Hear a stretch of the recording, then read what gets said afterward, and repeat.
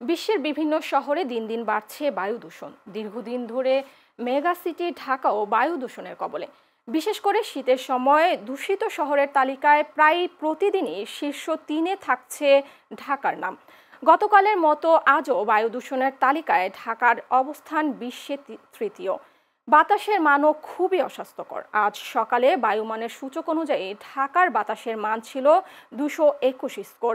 বায়ুমান বিচারে এই মাত্রাকে খুবই অস্বাস্থ্যকর বলা হয়। ঢাকায় দূষণের জন্য ইটভাটা, যানবাহনের ধোঁয়া ও নির্মাণ সাইটের ধুলোকে দায়ী করে আসছেন বিশেষজ্ঞরা। ভয়াবহ এই দূষণের ফলে গুরুতর স্বাস্থ্য ঝুঁকি তৈরি হচ্ছে। এটা সব বয়সী মানুষের জন্য ক্ষতিকর, বিশেষ করে শিশু, অসুস্থ ব্যক্তি, প্রবীণ ও অন্তঃসত্ত্বাদের জন্য বায়ু দূষণ খুবই ক্ষতিকর।